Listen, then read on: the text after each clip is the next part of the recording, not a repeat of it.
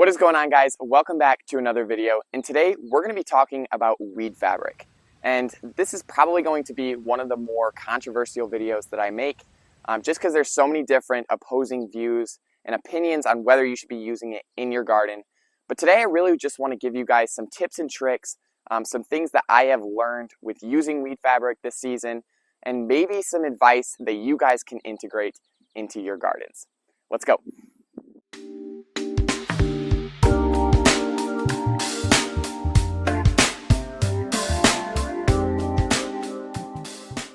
So for those of you that don't know, weed fabric is something that gardeners use to suppress weeds and keep new weeds from growing back.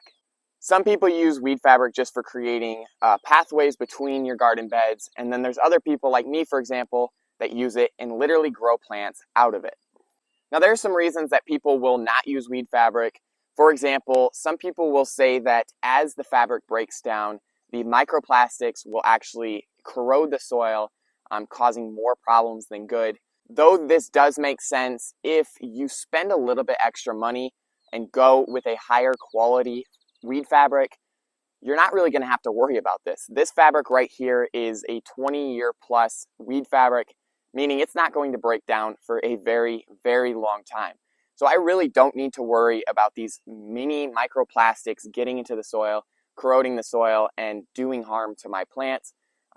I may not allow this weed fabric to go 20 years, especially because I'm cutting holes into it, I'm planting into it. But 5-10 years easily is how long this weed fabric can last. It's not like your weed fabric is just going to all of a sudden start breaking down and exposing your soil to these microplastics. This process takes a very long time, and most of the time you're going to start seeing it happen. Your plastic will start basically falling apart. You'll start seeing little chips of plastic, and at that point, remove the plastic up, remove the fabric up, and switch it out, put new fabric down. Weed fabric is not super expensive. I'll leave a link to where you can find it in the description below, where I get it, and I've had excellent success with this stuff so far. So I definitely recommend checking it out if you want to try your hand at it. Some people also say that the fabric laid on top will actually cook the soil underneath. Any microbes, worms, any beneficial bacteria, anything that's good for your plants, it will bake it and kill it off.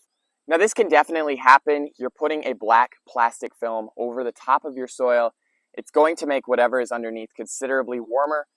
But again, in my experience, this is not something I necessarily worry about. Most fabrics that you're going to get, they're going to have a lot of airflow that is able to go through, so that raindrops, all of that can soak through the soil, which in return will give good airflow, meaning that it's not like you're just going to completely bake whatever's underneath. You're getting good enough airflow that your worms, microbes, those type of things, they're going to be able to survive, especially if you're constantly adding compost, organic matter underneath, and things like that. So these are two of the main things that people worry about when using weed fabric.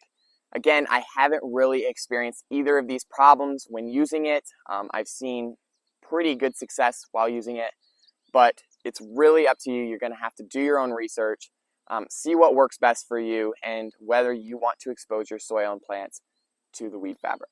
Now that we've gotten some of the basic advantages and disadvantages of using weed fabric out of the way, now I want to talk to you guys about some of the things that I did this season that I saw a lot of success with, that I actually recommend you guys doing.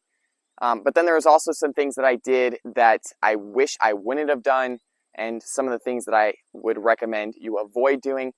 So let's start with some of the things that I actually recommend you guys doing for the best success.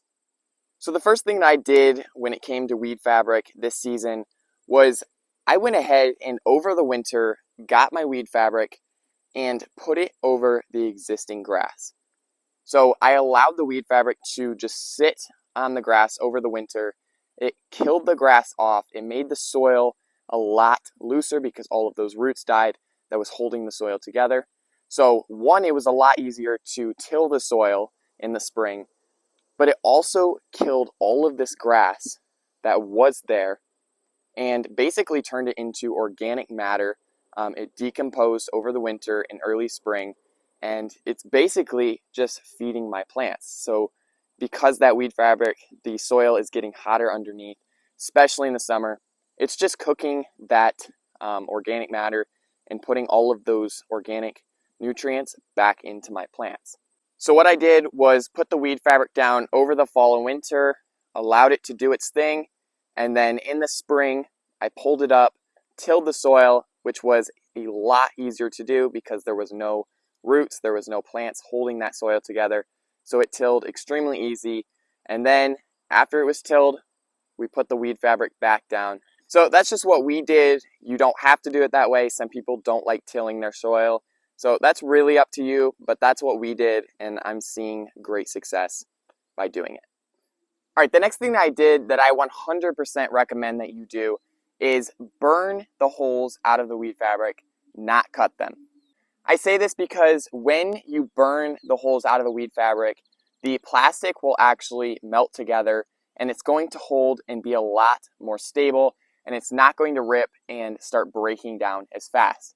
Whereas if you cut out of the weed fabric, you're going to start getting little bristly pieces like this that over time are going to just keep ripping as the wind, as the plants grow, as you're pulling on it, which in return is going to lessen the lifespan of your plastic. And you're going to get larger holes quicker, inviting more weeds because the sunlight is touching the soil. Those weeds are going to grow, and you're going to run into a lot more problems. So in my personal opinion, I recommend burning the holes. You're going to run into a lot less issues. It's something I did, and I highly recommend that you do as well. So I'm going to show you exactly how I did that right now. So all I did to burn the holes out of the plastic and space them properly was take a piece of wood, and because I'm growing tomatoes, I allowed 3 foot of space from the end of the board to the hole. I drilled out the hole based on the size of the plants I was growing. And what I did was I just took this hole, I put it on top of the weed fabric, and then grabbed a mini torch. You can get these really cheap at most dollar stores. And I basically just burned it through that hole, which in return burned the plastic through it.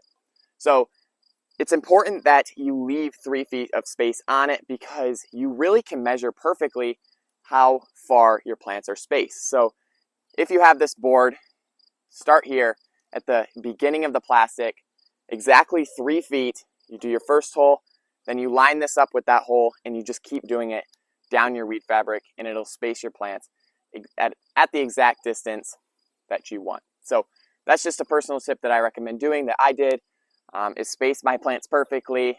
The holes were done great, circular, but that's just something that I did and I recommend you guys doing too. So let's move on to the next tip. All right, the next tip that I have for you guys is actually kind of 2 tips in one, but this is overlapping your plastic properly. So in most cases, depending on how wide your garden is, you're going to need to overlap your weed fabric so that you can get more space.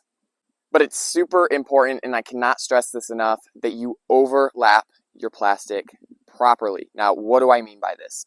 When I first overlapped the plastic, what I did was I actually just took the edge of this and I just stapled it like this. So there was literally only like this much room in between each piece of plastic. Now, doing this causes 2 problems. Number one is the weeds are going to be able to grow through the crack of the plastics extremely easily, and in no time at all, you're going to have a overabundance of weeds all over the place. It's going to make this plastic not look good. It completely defeats the purpose of using it in the first place. So you really want to avoid that by lining them up. Most weed fabric has these lines that you can use, and I recommend giving at least a foot of space in between each plastic. So what I did was underneath here, it goes really all the way about to there almost, so it's somewhere in that range, and I stapled it because you do not want these like this. That's going to cause a lot of problems. So you really want to give at least 6 inches to a foot of space underneath overlapping. What I did is I just took this line on the top and this line at the bottom, the end line on each piece of plastic, and I stapled it there. That way your lines are straight, your plastics are straight, and it looks good. Weeds are going to stop growing and you're going to run into a lot less issues. Now, the second problem with only giving your plastic a small overlap is that when you staple them, if you stapled them right here like you can see I did at first, it does not take very much room for that plastic to rip, and if it gets here, it's going to blow off and your plastic is basically ruined. It's going to fly away, especially on the first strong windy day. So you do not want those staples very close to the edge. So stapling a good distance away from the end of the weed fabric is really going to prohibit these problems from occurring. All right, now that we talked about some of the things that I did that I recommend you doing, now let's talk about some of the things that you really want to avoid. The first thing I'm going to talk about, and by far the most important thing and the biggest problem I ran into this season, is not stapling my weed fabric down enough. This became a huge problem for me early in the season. The weed fabric blew away 2 or 3 times just for the sole reason of me not stapling it down enough. I started by stapling these about 2 to 3 foot or more in between, and that was not enough, because what happens is if the wind blows, it gets underneath that plastic in between the gaps where your staples are not at. The wind's just going to push it up and it's going to carry it away. And I was all over my yard trying to find this plastic because they were blowing away all in different directions because I did not staple them down enough. So it's important to space your staples no more than about 1 foot apart, because you don't want big enough gaps so that the wind can get under and carry your weed fabric away. The other thing is you really want to use 6 inches or more. So 6-inch garden staples is what I use. They're working amazing for me. They're more than deep enough, and they have done the trick for me this season. The next thing that I wish I would have done better is at the end of the plastic, instead of melting it, I actually cut it. And as you can see, that was a horrible idea. So I can still go through and melt this, but the problem is that any wind with people walking on it, it's basically just ripping it apart, and I'm dealing with this all season long. So I'm seeing plastic everywhere because I did not melt the plastic. And like we talked about with the holes, this started to happen. So I recommend 100% melting the plastic at the ends. You can use a blowtorch, anything, and all that's going to do is just seal off these pieces that are starting to rip and fall apart. And it's going to, one, prolong the lifespan of your plastic like we talked about earlier, and it's also going to keep your garden cleaner, and you won't have to be dealing with this. All right, the next thing that I really wish I would have done was when I removed the weed fabric in spring and tilled the soil, and I really wish I would have raked it smooth before I put the weed fabric back on top. And I know this seems like common sense, but I took the lazy route, and what I did is I just put the weed fabric back on top of the soil, and what this did was create a bunch of just random holes all over the place. Some places were higher than others because it was tilled, so soil was just kind of everywhere, and it just created a very uneven walkway. So in between pathways, it was hard to walk because there was holes everywhere. When I was melting holes into the weed fabric and planting, some were really deep with no soil at all. Some had too much soil to plant into, and it just became a very big problem. So take it from me, rake your soil smooth before you put the weed fabric back on top. It's going to allow the stakes to more easily be placed in the soil. You're not going to have to run into all these problems that I did. And again, yes, I know it sounds like common sense, but when you get into it, you might overthink it. So hopefully you don't, and hopefully you take the extra step and rake your soil smooth before planting. All right, the final thing that I'm going to talk about today that I really wish I would have done differently was add organic matter to the soil before putting the weed fabric back on top and planting into it. All I did was just allow those pieces of grass, whatever organic matter was already growing there that died over the fall and winter, and then I just planted directly into it with really no organic matter whatsoever. And I do feel like this is really important because we are putting, again, that black plastic over the top of the soil. It's going to be cooking whatever's underneath to a degree. So there's not going to be as much soil biology, not as much stuff going on.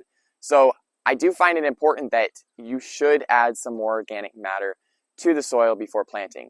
And that's not what I did, but I think that my plants would be doing a lot better if I did that, because it's going to especially give them that boost early on in the season, because it's going to feed your plants and you're going to reintroduce some more of those microbes and organic matter that you may lose a lot quicker when using the Weed Fabric. And that's really all I have for you guys today. I really hope that you enjoyed today's video, and if you're deciding to use Weed Fabric in your garden at some point, that this video helped clarify some things and maybe gave you a little more confidence in using it in your garden. If you haven't checked out our seed shop yet, definitely do so. We have a ton of awesome varieties coming to the shop very soon, and a lot of already existing listings in the shop as well. Tons of awesome varieties that you can grow in your garden and follow along with us as we do as well. Thank you so much for watching, and we will see you in the next video.